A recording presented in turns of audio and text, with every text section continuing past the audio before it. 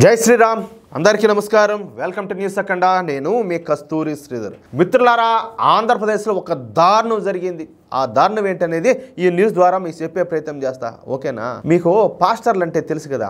ఈ పాస్టర్ అంటేనే easy money. ఎందుకంటే బాగా దశం భాగాలు వస్తాయి. ఇక్కడ దశం భాగాలు ఏంటంటే, ఇప్పుడు ఎవరైనా కూడా ఈ క్రైస్తవ్యాన్ని స్వీకరిస్తారనుకోండి. అంటే వీళ్ళు నెలకు ఒక సపోజ్ వచ్చేసి ఒక 10,000 సంపాదించారనుకుందాం. 10,000లో 10వ వంతు తీసుకుపోయి ఈ చర్చికి ఇవ్వాలన్నమాట. ఈ చర్చికి ఆ పాస్టర్ గారికి ఇవ్వాలి. దాన్ని వచ్చేసి దశమ భాగం అంటారు. ఓకేనా?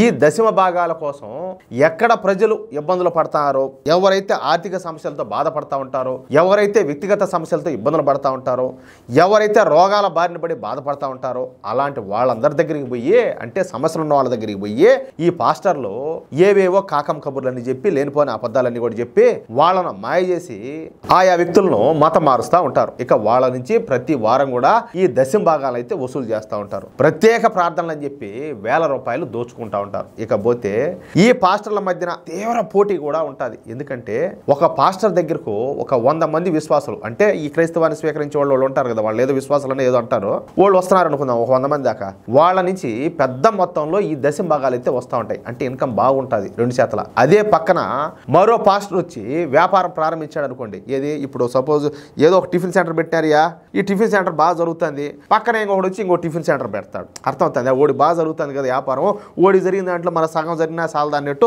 పక్కన ఇంకొకటి పెడతాడు. ఆటోమేటిక్గా టేస్ట్ క్వాలిటీ కన్నా మెయింటైన్ చేసాడంటే ఏమవుతుంది, వీడి వ్యాపారం పడిపోతుంది.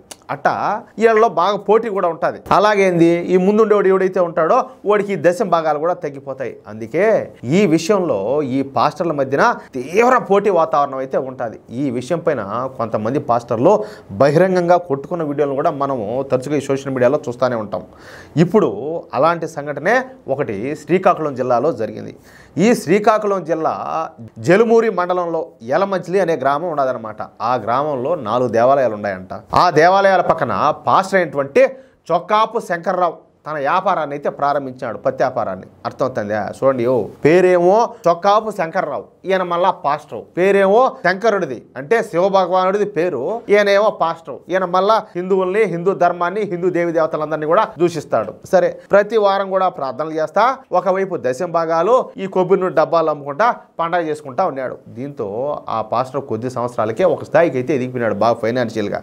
అది చూసి కొత్తగా పాస్టర్ అవతారం ఇచ్చినటువంటి మరొక పాస్టర్ ఈ మొదటి పాస్టర్ దుకాణం దగ్గరే, అంటే ఆయన పెట్టిన చర్చి దగ్గరే మరొక చర్చిని అయితే నిర్మిస్తున్నాడు. అది కూడా మన దేవాలయాలకు దగ్గరలోనే. దీంతో మొదటి పాస్టర్ కోపం వచ్చింది. ఎందుకంటే ఆయనకి ఇన్కమ్ తగ్గిపోతుంది కదా. అర్థం కాలా మీకు? ఇక తనకు వచ్చేటటువంటి దశమ భాగాలు పోతాయని, ఈ నూనె డబ్బాల అమ్మకం తగ్గిపోతాయని చెప్పేసి ఈ ఫస్ట్ ఉండే పాస్టర్ భయపడిపోయినాడు. అంతే. అందుకు ఆ మొదటి పాస్టర్ ఏం చేశాడంటే ఒక ఖతర్నాక్ ప్లాన్ ఒక దాన్ని వేసాడు. అది ఏందయ్యా అంటే, ఈ రెండవ పాస్టర్ చర్చిలో దేవాలయాల పక్కనే నిర్మిస్తున్నాడు.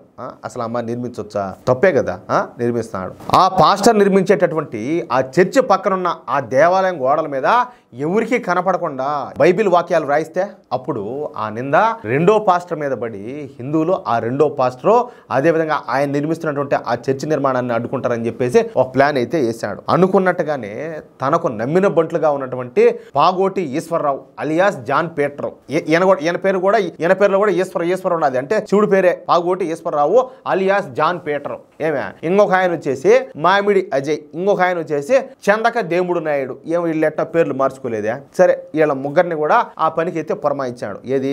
ఆ దేవాలయం గోడ మీద బైబిల్ వాక్యాలు రాపించేదానికి. అర్థమవుతుందా? ఇక వాళ్ళు పోయి ఏం చేశారంటే అర్ధరాత్రి ఈ యలమంచిలోనే ఎండల కామేశ్వర స్వామి, అదేవిధంగా అసిరి తల్లి, అదేవిధంగా ఆంజనేయుడు ఆలయాల గోడలపైన ఈ బైబిల్ వాక్యాలు అయితే రాసి మొత్తం అంతా కూడా అపవిత్రం చేసి పారేశారు. అంతే. ఇక ఆ గ్రామంలోని హిందువులందరూ కూడా తీవ్ర ఆగ్రహానికి లోనైనారు. పవిత్రమైనటువంటి మా దేవాలయాల పైన ఈ దిక్కుమాలినటువంటి రాతలేందంటూ నిరసనలకు దిగినారు. ఇప్పుడు వాళ్ళ మానాన్ని వాళ్ళు బతుకుతున్నారు.